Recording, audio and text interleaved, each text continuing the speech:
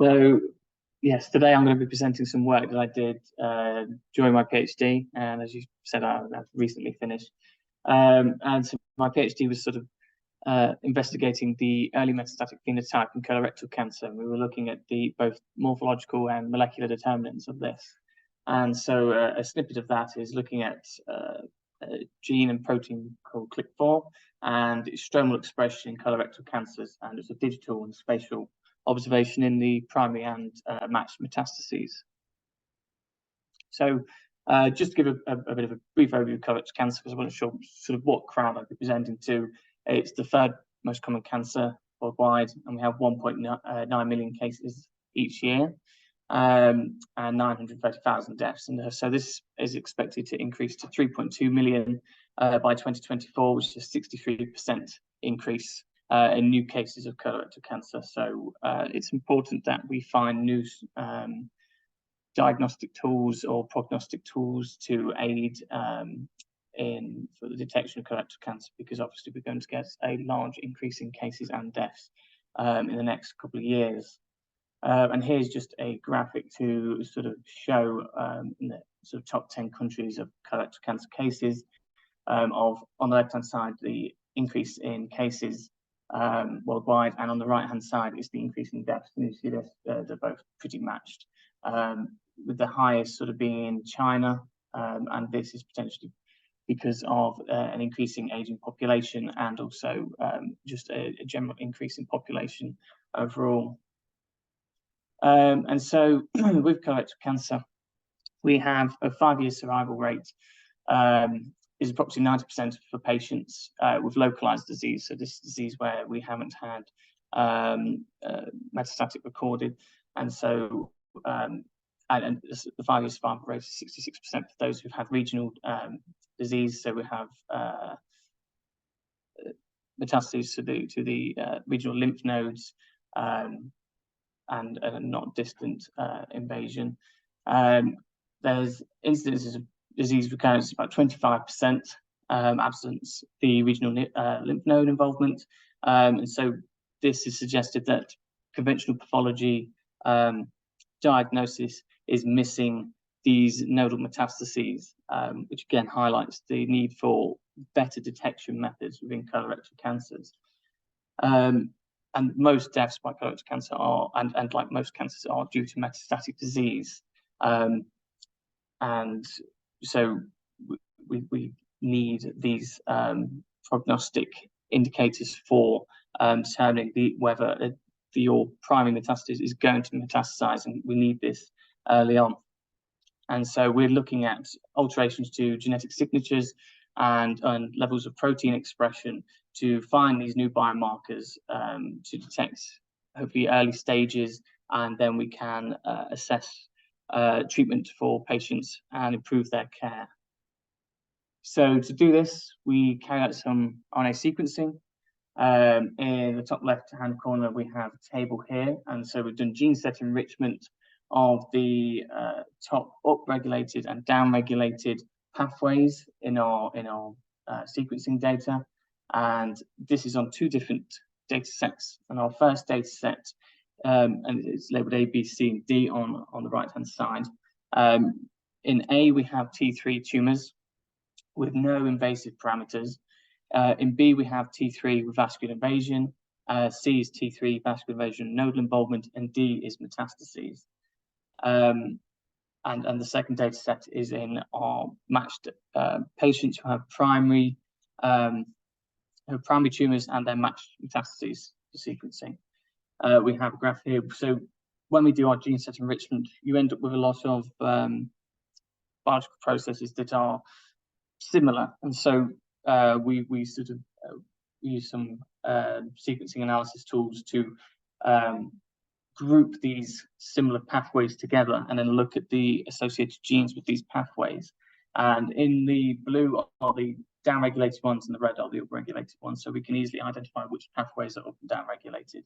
The scatter graph is, if I was to zoom in on this, you would see all the on the left-hand side is the metastases, and on the bottom on the x-axis is the primaries. You would see the up and down-regulated genes compared to both cohorts. Within our sequencing data, we pulled out chloride intracellular channels. So there's 1 to 6 chloride intracellular channels, and these globular proteins that form ion channels in organelles and plasma membranes, and they play a vital role in cellular physiology, including stabilization of cell membrane potential and transepithelial transport and cell proliferation. And these are located in both the cell membrane and cytoplasm, and involved in cancer by regulating ion transport, and they are heavily abundant in all cancers, and their expression differs from cancer to cancer, and even in under stress conditions, you can find that CLICs will translocate from the cytoplasm to the nucleus. So to investigate CLIC4, which is one that we pulled out from our sequencing, we have in Nottingham, we have a TMA set. So I don't know if any of you have ever come across TMA before. It's way of economizing tissue. So we take core, we will have FFP tissue, and we'll take cores from the luminal, central, and peripheral part of the tumor from the whole tumor, and then we'll also take adjacent normal for each patient. So we can economize rather than taking sections for each 1,000 patients. We can do this and put 100 patients on one slide, and we can look at obviously different parts of the tumor expression for our marker. We stained that with CLIC4 antibody, and we also had the metastatic cohort, which was 10 patients with the matched primary and the metastatic tumors, which we stained with CLIC4 as well. It's obviously 1,010, they're quite different, but when we pulled our primary and metastatic cohort, we wanted it to be T3 tumors, so we always keep the staging the same and without chemotherapy, because this would heavily impact what we see in the sequencing data. And it's actually unbelievably hard to find T3 tumors that are matched and don't have any chemotherapy on the pathology report. And then following the staining, we did digital analysis of CLIC4 expression to segment the tumor and the stroma and quantify CLIC4 protein expression. So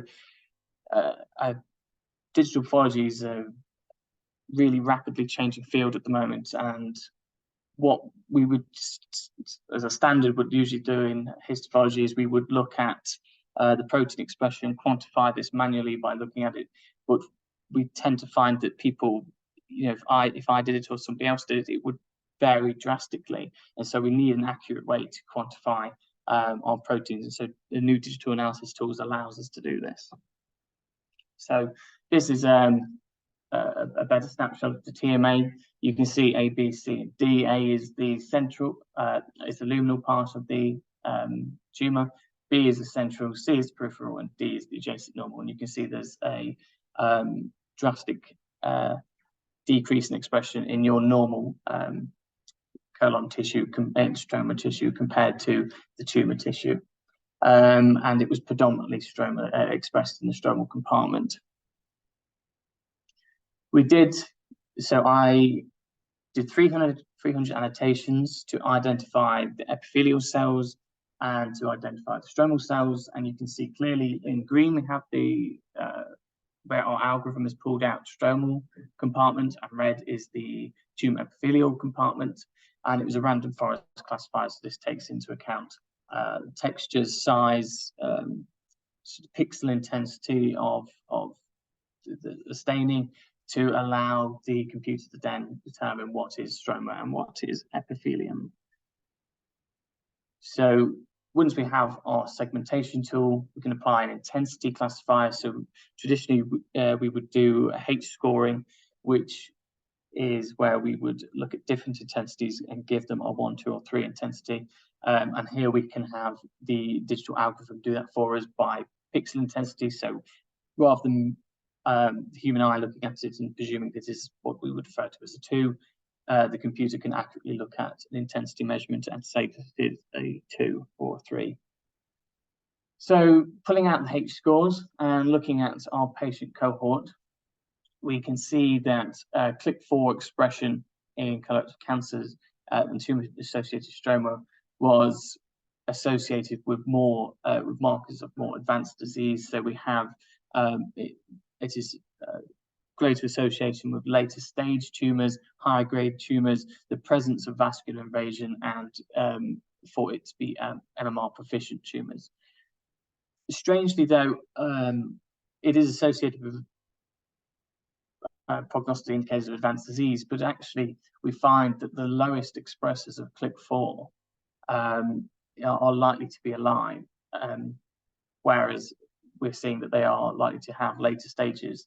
So this was a strange finding, which I will go on to explain. But at the moment, when you look at it as an overall cohort, it's peculiar when you think that loss seems to be associated with more of a poor outcome, but it actually confers better survival. So we split it. So colorectal cancer has two different genetic signatures as such. We have MMR deficient tumours and proficient tumours, and where you have loss of your DNA mismatch repair mechanisms. And in the deficient tumours, we found that it was associated with vascular invasion.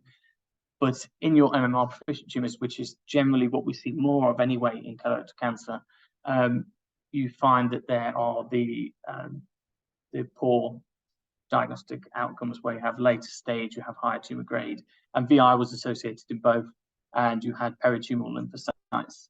And that 5-year survival still remains in the proficient cohort, that it is suggested that loss of CLIC4 is still associated with a better survival status. So what we wanted to do was to investigate the survival a little bit more. So we wanted to compare the early stage with the late stage tumours. And so what we found was that in the early stage tumours, we had higher expression of CLIC4 compared to the normal stroma. In the late stage, it was also higher, but not as high as it is in the early stages compared to normal stroma. And then in the early stage versus the late stage stroma, you can see that it is significantly and numerically higher in the early stage tumours. And you can see by survival analysis that in A, which is your these are the early stage tumours, and B is the late stage tumours, that we have that increase in survival. And so what we find here, including from back this one, is that your early stage tumours have high CLIC4 expression. And so what it is doing is it is driving this tumour microenvironment. It is increasing proliferation and vascular invasion in colorectal cancers. And in the later stages, this is no longer needed because your cancer has metastasized. And so it has done its job in creating that initial tumour invasive phenotype, and then it is switched off again. And what we suggest from the overall survival being better is that actually, if you have low CLIC4 to start with, and this continues, you will have better survival. But if it is high in the early stages and lost, then it will be a worse survival overall. So yeah, significance via multivariate analysis was lost. So on its own, it is not an indicative prognostic marker for survival. So it is just a driver of the initial metastatic phenotype. And then, so what we wanted to do was to have a look at CLIC4 in the paired primary and the metastatic samples. So we, rather than doing the TMA series, we've got the whole slide sections, and we applied our digital algorithm to these to observe the digital spatial expression of our CLIC4 in primary and the metastatic cohorts. You can see on the left-hand side, we have our primary colorectal cancer tumours, and you can see that the stromal element is highly abundant with CLIC4. And then in the metastatic liver tumours, you can see that that is lost during the metastasis. So again, it feeds into our hypothesis of the early stages it's required for the vascular invasion, and then as your cancer is metastasized, it's no longer needed. And so we have some representative images here of the stromal staining. So we have in A, which is our intratumoral stroma. So between sort of the high dense tumor epithelium, we have a high abundance of CLIC4 stained stroma, and in E and G, you can see that intratumoral stroma in the metastases again is really high and expresses CLIC4 abundantly, but in the peritumoral stroma of the metastases, it's lost.